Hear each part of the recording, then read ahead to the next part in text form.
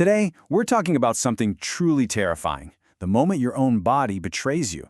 We're diving into anaphylaxis, which is when the very system that's supposed to protect you, your immune system, launches a massive, all-out assault against itself. Right, let's just start with the absolute highest stakes. This quote, it's from a medical manual. It isn't here to scare you, it's here to show us just how serious this is. It really highlights the brutal reality of what happens when anaphylaxis attacks your airway. This is a situation where every single second counts. So what is anaphylaxis really?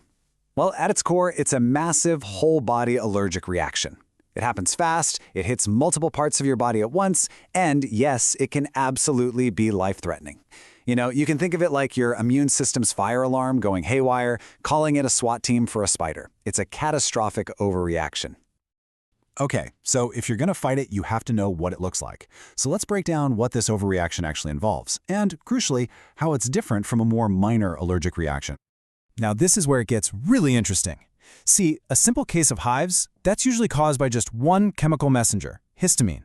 But anaphylaxis, that's a whole chemical storm. It's a cocktail of different mediators, and that's why it affects the entire body. And that difference is so important because it changes the treatment.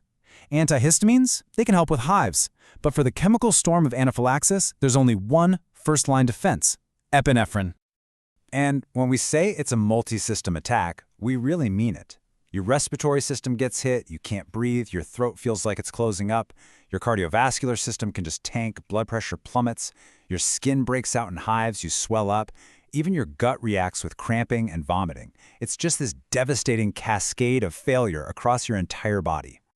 So what on earth can set off such a violent chain reaction? Let's take a look at some of the most common culprits.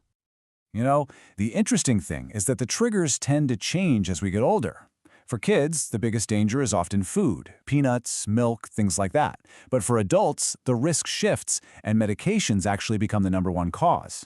Insect stings, of course, are a threat for everybody. And maybe the most unsettling part, for a lot of people, they never find the cause. It just gets labeled idiopathic. But it's not always as straightforward as a peanut allergy or a bee sting. Sometimes the body gets triggered in really, really strange ways. I mean, can you imagine going for a run and having a life-threatening reaction because of something you ate hours before? Or suddenly developing a severe allergy to red meat, all from a single tick bite? There's even a rare type that's linked to hormonal cycles. The body's triggers can be incredibly specific. All right, this brings us to the absolute core of our explainer today. In this race against time, there is one and only one first-line solution that can stop this reaction dead in its tracks. This is it, epinephrine. Let me be perfectly clear. This isn't just one option on a list. It is the only medication that can rapidly reverse the most dangerous symptoms of anaphylaxis. It's not a suggestion, it's a lifeline.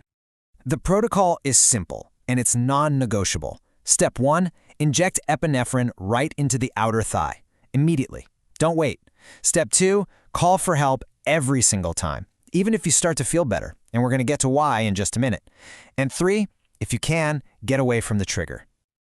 Okay, everybody, this slide right here, this is probably the single most important thing we're going to talk about. It busts the most dangerous myth out there. Epinephrine is the first-line treatment. It acts fast on the things that can kill you, the airway swelling, the crashing blood pressure. Its job is to stop the reaction. Now, antihistamines and steroids, they're second line. They're slow, and they only treat the surface-level stuff, like itching and hives. They might make you feel a bit more comfortable, but they do not stop the reaction from getting worse. And look, this isn't just my opinion. This is a direct quote from the medical guidelines. The keyword here is adjunctive. That means in addition to, not instead of. Relying on just an antihistamine when you're having an anaphylactic reaction, that is a potentially fatal mistake. So, you've used the epinephrine. You've called for an ambulance. But why is that call so important, even if the symptoms are getting better? Well, because the attack can have a dangerous echo. So let me just ask you directly. The epinephrine worked, you're feeling better, are you safe? The answer, unfortunately, is not yet. And here's why. It's a phenomenon called biphasic anaphylaxis. This is when the symptoms come roaring back hours after you thought you were in the clear, and with no new contact with the allergen. It's round 2. And this is not some super rare thing. It happens in about 6.5% of cases. That's more than 1 in every 20 people who experience anaphylaxis. It's a significant and totally unpredictable risk. So the second wave usually hits somewhere between 1 and 10 hours after the first one ends, and some of these reactions can drag on for more than a day. And this is the whole point. This is why getting to a hospital for observation after any anaphylactic event is so critical. You need to be in a safe place during that window of risk. Living with the risk of anaphylaxis can be terrifying, but the goal isn't to live in fear, it's to live prepared. So let's talk about how to manage this risk for the long term. A good action plan is your best armor. First, always, and I mean always, carry 2 epinephrine autoinjectors, not just 1. Know what your triggers are and do everything you can to avoid them. Have a written plan and share it. And this next one is huge. Educate the people in your life. Your family, your friends, your coworkers. They need to know what to do. They're your first responders. And finally, see an allergist regularly to keep that plan up to date. Because really, that's what this is all about. Understanding what's happening, why it happens, and what to do. That's what takes away its power. When you're prepared, you're the one in control. That knowledge, that preparation, that's what turns fear into real empowerment. So I'll just leave you with this final thought. You might have the perfect action plan all worked out, but an emergency plan is only as good as the people who know how to use it. So, does everyone around you know what to do? Because spreading that knowledge might just be the most important part of your plan.